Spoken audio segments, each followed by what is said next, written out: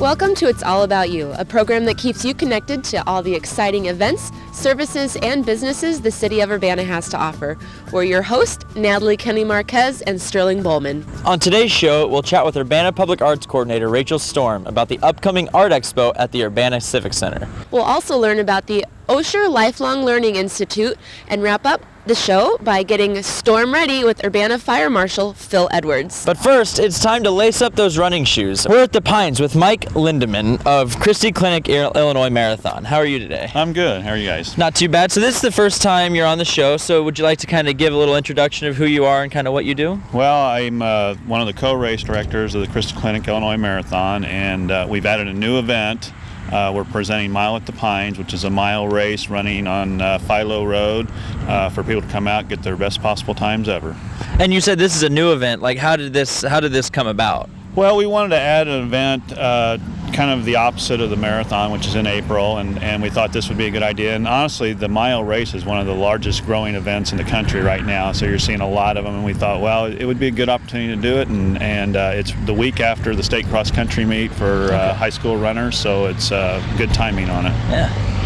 So the race is just 1 mile, so for those of us that, maybe are couch to 5K types or need a little bit of motivation to get training for April, this could be a great opportunity. It can get you jump started, exactly, and it doesn't take a lot of training to run a mile, but a lot of us runners that have been out of high school, some of us ran in college, we always in the back of our mind, gosh, what could I run a mile in now at this age? And now's your opportunity, and if it's a windy day coming one way or another, we'll run the race with the wind to your back, so you're guaranteed one of your best times.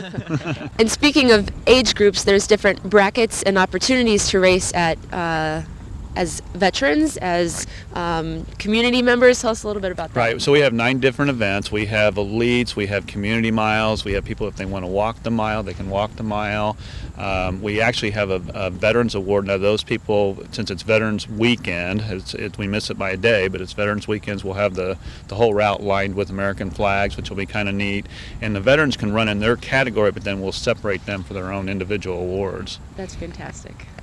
And now you said the race is starting here in this area, and then where? So what is the route for the race? Well, the route is starts depending on how it starts. Yes, It'll be just south of Curtis and run almost to Windsor on Philo Road here, right in front of the Pines and all the setups. And the Pines people have been great sponsors. Everybody in this area has been a sponsor for the race, and like I say, it's the first year, and we hope it goes well. And we're looking forward. Like I say, it goes from 1 to 3, so there's different ways. So it's, you don't have to be here all day. You can come run your race and then leave, and or cheer on the other ones. And the elite race should be pretty good. We're looking for around 410 milers coming for that elite race. And then how do you get signed up for? Is this something you kind of just show up for, or do you have to kind of? You can register at Body and Soul Sports, or you can get online right now at mileatthepines.com.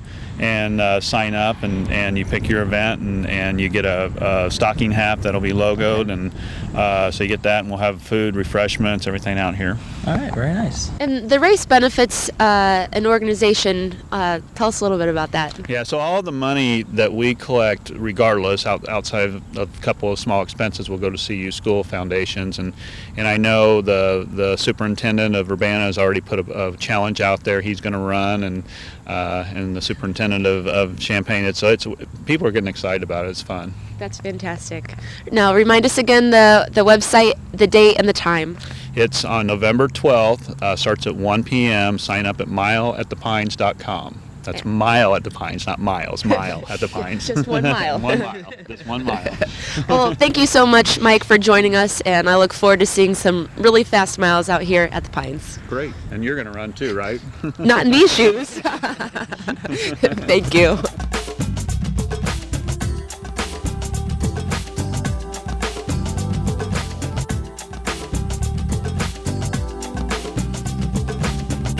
We're back with It's All About You, and today we are joined by Chris Catanzarite with Ollie at the University of Illinois. Thank you for joining us today. Thank you. It's really nice to be here. So before we get started, why don't you tell us a little bit about yourself and how you came to join the university in this role? Okay, fantastic. I've been at the University of Illinois for 20 years in a variety of roles, and I've been at OLLI for almost 6 as the director of the program. And OLLI is the Osher Lifelong Learning Institute at the University of Illinois. We are a program that's part of a national network of 120 OLLI programs. There's at least one in every state. They're all around the country, all affiliated with universities, and all for members over the age of 50 to provide lifelong learning opportunities. Fantastic.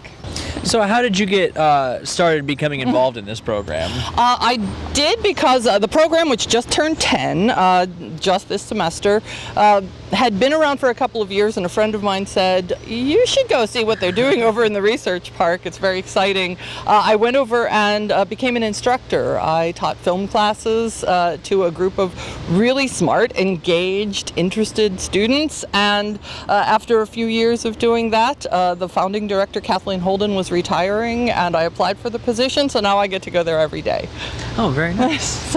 So the classes, where do they take place? How long are they? What's a class like with the OLLI program? Oh, great. We have a facility in downtown Champaign. We're in the M2 building right on Neal Street, and so all of our classes meet there.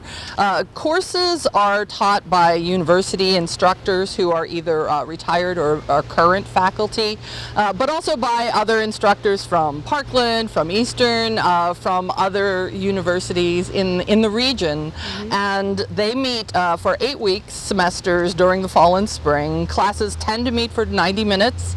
They're incredibly interactive, engaging. Our members come from a wide range of professional backgrounds. About half are university retirees. The other half come from all sorts of professions in the community, which means that each classroom has a broad range of non-specialists and sometimes people who know quite a lot about the material. Some of the most popular topics are literature and history and current events, and film classes, I'm happy to say, are quite well liked. And so there's a broad range. We also offer some wellness movement classes, whether that's Tai Chi or ballet for adult beginners or chair yoga, because keeping your mind intellectually engaged and also keeping your body active is one of the great predictors of successful aging. Exactly. So how do people get signed up for classes like this? Well, OLLI is a member organization, so we have an annual membership and people can join. We run on the fiscal year, but we also have a half-year membership that starts in December and runs to the end of June. So you pay a membership fee, and that includes a free course and a free study group, which are other member-led investigations into a wide range of topics. And then we also have lectures and trips and all sorts of other engagements. Members can volunteer and serve as research assistants in labs at the Beckman Institute and the Institute for Genomic Biology, for example. So we have more than 250 programs throughout the year that people can register for. So that membership fee gives people access to all of those programs and also the ability to become part of our community. Oh, very nice. Where can people go to find out some more information about this program and how to get signed up for it? So we have a website. It is olli.illinois.edu, and that explains a lot about our membership, our programs. You can see the courses that are happening now, which are in their 6th week. So our semester is close to wrapping up, but we have a brand new session of study groups that starts in early November, and then will continue until January when courses start again. Right. So our website's a great place. Fantastic. Well, thank you so much, Chris, for sharing with us today about the OLLI program at the University of Illinois. I really think it's one of those great programs available here in our community that helps active aging and speaks to our commitment as a community to make this a great place from birth all the way through life. Thanks so much. Thanks for having me. Come back and share more with us when you have new programs and things happening. We'd love to keep posted. Will do. All right. Thank you. Thank you.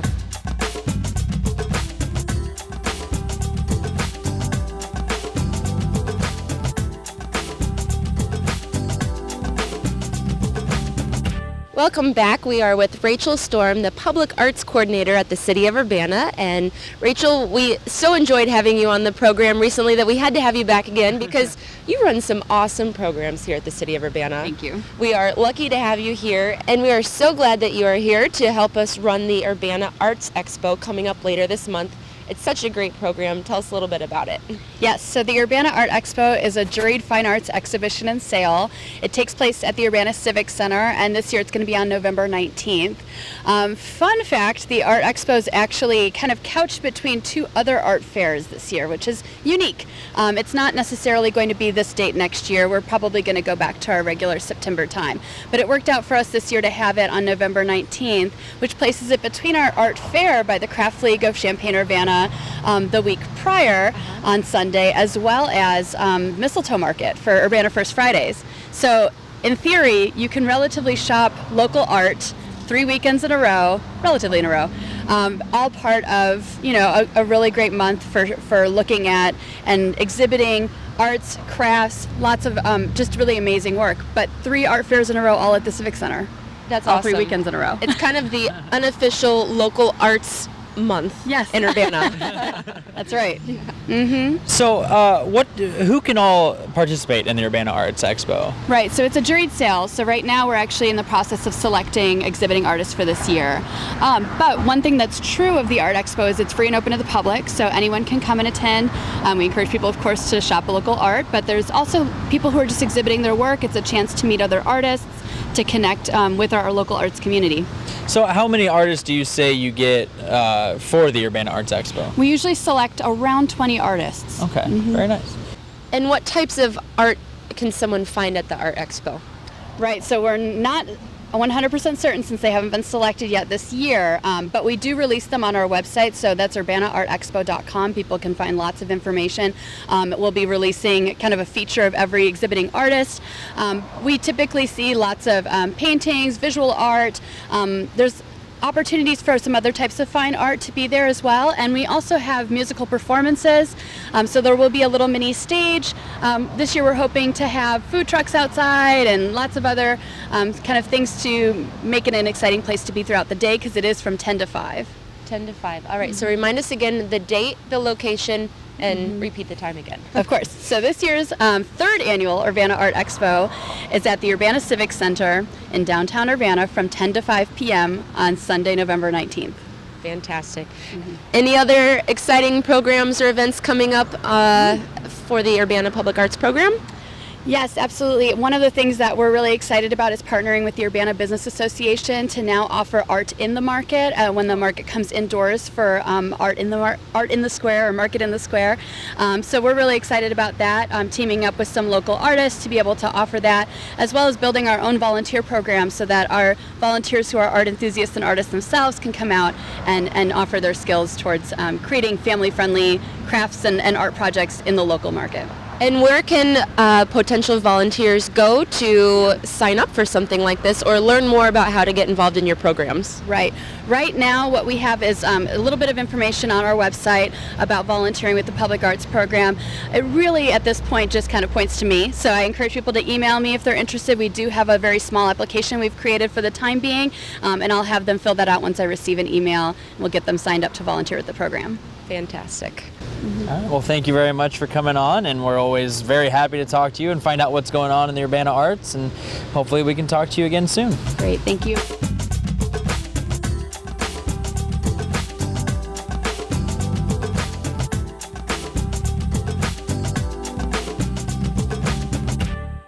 We're back with It's All About You, and we are in a really fun location with a really fun guy, Phil Edwards from the Urbana Fire Department. Phil, thanks for being on the program again. You're one of our favorite guests because you have a great sense of humor and you know how to have fun.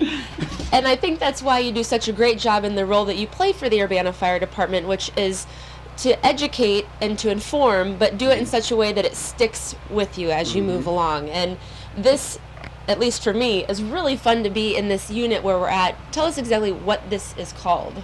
This is actually the tornado house. It doubles as the fire safety house, but it's a tornado safety house as well. We teach children about what to do when a tornado happens and how to prepare for one, as well as how to recover after a tornado happens. And that's perfect considering Urbana just received this certificate on being a certified storm-ready community, and so I'm guessing the instruction that you provide in this type of unit helps speak to us being storm-ready. Yes, actually it does. One of the things that goes into being a storm-ready community is making sure that the community as a whole knows about storm readiness, and not just the adults, but as well as the children. And one of the primary things that we teach the children when they come into the tornado safety house is you do what your parents say when they say to do it. And we sort of give them a little life lesson as well. We tell them that's the best way to be safe in a tornado and the best way to stay out of trouble when there's not a tornado. Shouldn't they just do that all the time anyway? Exactly, that's what I just said. But we'll roll with yours. Okay, thank you. So now you come to schools a lot, and you try to teach children a lot. Like, how often would you say a year you come out and try to teach kids about fire safety, tornado safety, all that kind of stuff? As far as fire safety, we have 7 schools. We have 6 elementary schools, but then we have a 7th, which is the Urbana Early Childhood. And I get out to all the schools twice a year, and I stay for 2 days at each school so I can reach every class and teach, so that they're able to really maintain what they're taught, where they're able to retain what they've been taught. And one of the primary things that we use for that is entertainment. When the kids come out to the safety house, I have music playing, usually one of the popular top 40 songs playing, hip-hop song. They come in dancing, having fun, and that's important because number one, it gets their attention. But then number 2, it lets them know that, hey, we're adults, but we're fun as well. We're into some of the things you're into. Now that I have their attention and, we have that connection, then I have more influence in trying to teach them some of these principles. Okay. So when Sterling and I walked in, you had you had things staged and ready for a classroom. I know when we walked in, we're like, oh, that shouldn't be on the stove, and that's in the oven, and there's something stuck to the fireplace. What are some of the things that you do, or what is this unit capable of doing to help support your instruction and education? The thing I like about this new safety simulator is that we have different things staged so that when the children come in, we tell them, hey, I tried to make my house as safe as possible, however I've fallen short. So I need you guys to help me make it even safer, so they find the hazards for me. They find things like the shirt on the fireplace that shouldn't be. We have a rag on the stove. Oh, we should put the certificate on there. That's important. Well, yeah, see, there you go. They would have found that. Sterling should have found it, actually. Dude, you slacking, dog. You're slacking. That's okay. Your fault. That's okay. But one of the hazards that I'm really impressed, and very few children find this, is the radio. You have the water faucet right over the radio, which is an electrical hazard. Yeah. And very seldom do they find that. But, it's interesting how the older they get, the more they find the different hazards. You try to trip them up, but they get, by the time they're in the 4th or 5th grade, they're able to find every hazard no matter what new one I throw out there. Awesome. And there's some special effects too, right? Oh, yes, as a matter of fact, if you look right up there, we have a button that you can hit, and you actually have the smoke that comes out. Now, I'm not going to smoke it up too much, because if I do, then we're going to all have to get down low and crawl under the smoke. Oh, we see the smoke right there. But as you see up there in the corner, right, the smoke is coming out. Now, for the younger kids, we use a smaller amount of smoke because we don't want to scare them. We want to, teach them. But the older they get, by the time they get to 4th or 5th grade, we had this thing looking like Cheech and Chong's trailer. You know what I mean? Just, can I say that? Can I say that here? Yes. You just did. I mean, So as you can see, the smoke comes in, and to help keep the smoke up high, we can actually hit the fan, and then it starts to pull the smoke out. So that actually, and you can actually look and see what the smoke is doing, how it's going out of the vents. And that helps keep it up high so the children know to get down low. Right. That's really awesome. And I wish that there was this type of education for me when I was little, because I think it would have been, really helpful, and especially with a fun, charismatic person to teach it, it helps to stick. And, last month at the Fire Prevention Week, which the fire department did a great job with, so congrats on great hosting and coordination, but the the children and their families were all very receptive of the information, and it made it fun to learn and exciting to watch and be a part of. You know, one of the things about that is that now that we're in the month of November, we're entering the holiday season. Yep. So fire safety is important during that time as well. And we tell the public that while we may take off work for the holidays, we never want you to take off from being fire safe. As a matter of fact, we need to ramp it up a little bit because you have more elements to it. People are using candles and doing different decorations that could be fire hazards. So we ask that people truly, stay aware. You might, let down your guard as far as relaxing from work, but never relax from practicing fire safety. Yeah, you don't want that smoke to be the turkey in your oven. That's exactly right. So if there's anywhere people want to go for more information on how to become fire safe, or maybe even where you're going to have your safety simulator, or what schools you'll be at, is there anywhere they can find out some more information? Yes, as far as just general fire safety information or tornado information, you can go to nfpa.org, and they will. There's general information about fire safety. And the wonderful thing about that is that fire safety isn't, unique to just one state or one country. It's universal. So any information you get about fire safety is going to transcend wherever you live. So nfpa.org is one of the primary places that we go when we're sending people for fire safety. As far as our schedule for going to the schools, just call the fire station and they can look on my calendar and find out where I'm going to be next. Okay. We'll be in a school near you. All right. Well, perfect. Well, thanks for letting us in and letting us check out the safety simulator. And we always love having you on. So next thing you have, make sure to tell us, and we'll find out some more information about it. Well, I'll tell her, not so much you, because you won't be here, correct? Well, yeah, that's true. But, And with that, a very special thank you to Sterling Bowman for 2 fantastic years with the city of Urbana, and this will be your last It's All About You. So we're really sad, but best of luck as you move forward in your career, and awkward high five for being so great. Thank you very much. Thank you.